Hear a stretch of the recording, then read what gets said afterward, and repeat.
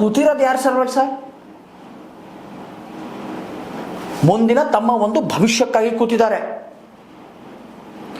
ಆಮೇಲೆ ಇಲ್ಲಿ ಈ ಒಂದು ಪ್ರೊಟೆಸ್ಟ್ನಲ್ಲಿ ಈ ಸಾಕಷ್ಟು ಜನ ಸಾಕಷ್ಟು ಪ್ರಶ್ನೆಗಳನ್ನು ಮಾಡ್ತಾ ಇದ್ದಾರೆ. ಅದು ಏನಂತ ಪ್ರಶ್ನೆ?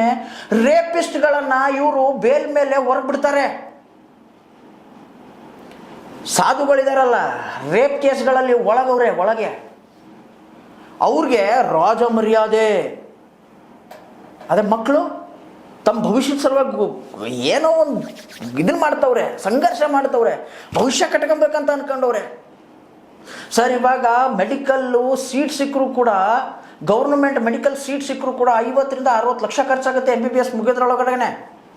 ಎಲ್ಲಿಂದ ತರ ಸರ್ ಬಡ ಮಕ್ಕಳು? ಆದರೂ ಕೂಡ no issues, we are going to pay that. ಮೊದಲು ಸೀಟ್ ಆದರೂ ಸಿಗಬೇಕಲ್ಲ ಸರ್, ಅಲ್ಲೂ ಕೂಡ ದುಡ್ಡು ಸಿಕ್ಕಾಪಟ್ಟೆ ದುಡ್ಡು ಮಾಡಿಟ್ಟವ್ರೆ. What does article 32 says?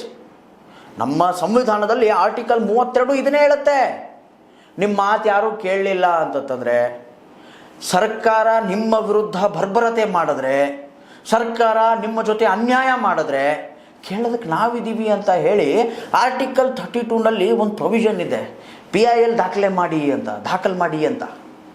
ಅದು ಕೂಡ ಸುಪ್ರೀಂ ಕೋರ್ಟಿಗೆ ದಾಖಲೆ ಮಾಡ್ಬೇಕಂತ. ಸುಪ್ರೀಂ ಕೋರ್ಟ್ ಚೀಫ್ ಜಸ್ಟಿಸ್ ಅವ್ರು ಏನು ಹೇಳ್ತಾರೆ?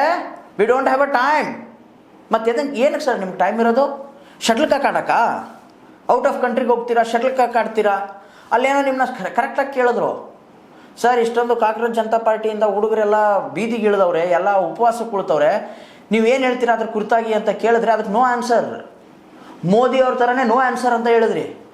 ಯಾಕೆ ಸರ್ ಹಿಂದೆ ನಿಮ್ಮ ಮೇಲೆ ಏನಂತೀರ ನೀವು, ಸಾಕಷ್ಟು ಭ್ರಷ್ಟಾಚಾರಗಳ ಆರೋಪಗಳಿವೆ.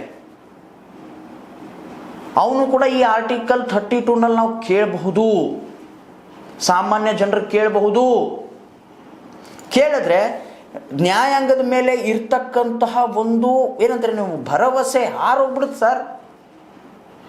ಜಗತ್ನಲ್ಲಿ ಎಲ್ಲಿ ಬೇಕಾದರೂ ಕೂಡ ಜಗಳ ಆಗಲಿ, ಭಾರತೀಯರಿಗೆ ಹೇಳ್ತಾ ಇದ್ದೀನಿ, ಎಲ್ಲಿ ಬೇಕಾದಲ್ಲಿ ಜಗಳ ಆಗಲಿ,